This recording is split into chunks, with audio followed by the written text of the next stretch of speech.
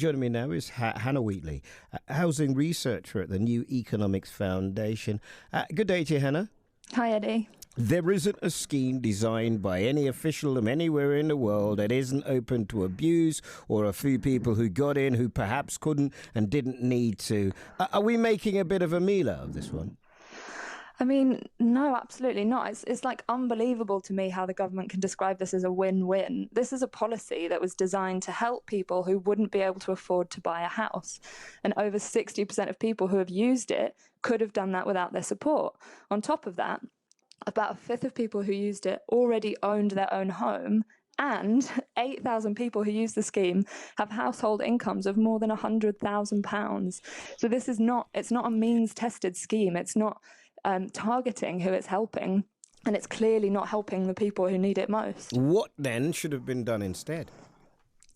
Well, I mean, we've got like 1.2 million on the waiting list for social housing in England alone. We've got 3 million people in London's private rented sector, which is unsafe, unaffordable, and completely insecure. We've got so many people at the brute end of the housing crisis, so many people homeless. The government needs to invest its money, significant amounts of money. By 2023, they'll have spent 25 billion on this program. They need to invest that money into social housing. That's housing that is aimed at people. Hold on. You will be aware of the term of gerrymandering. You will be aware of Mrs. Thatcher and how many people regard being an adult, that transition from child to adulthood, being some property investment. And I'm guessing that politically it's seen as a win-win. So that's why they're saying win-win. But it's not helping the people who need it most.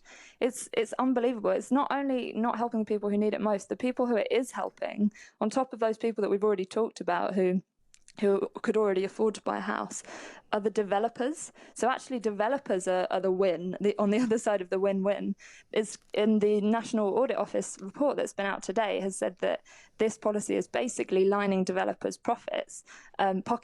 Persimmon, for example, who've been in the press loads in the last year, apparently half of their sales last year were Help to Buy sales.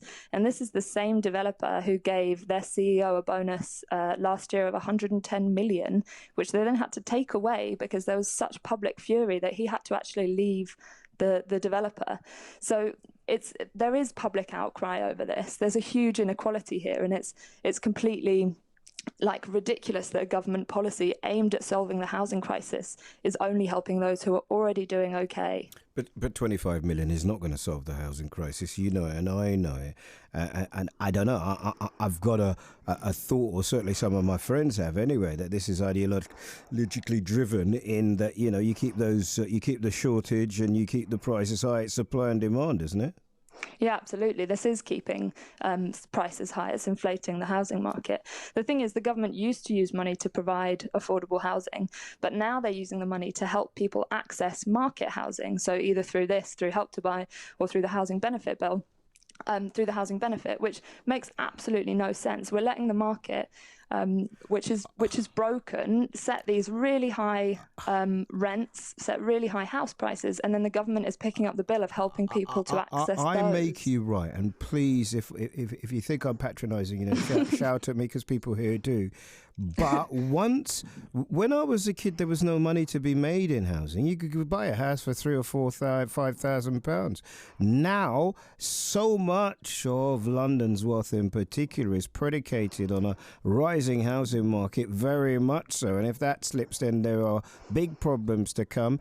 It is always going to be governed in this way, because if you flood the place with housing, prices drop, and lots of people, particularly in that big house by the river, will lose money. Yeah, I mean, it's the housing market is widely seen as broken. We've got record levels of homelessness. We've got health impacts that are born out of the private rented sector.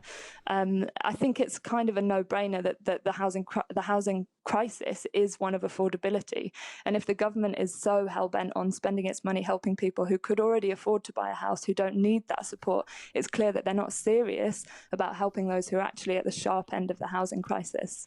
Brilliant speaking to you. Can we speak again again, please, because I don't know that this is... Let's get this Brexit stuff or this Tory leadership out of the way, and then maybe they'll start focusing on things that affect real people. Hanna, thank you so much. Hanna Wheatley is a housing researcher at the New Economics Foundation.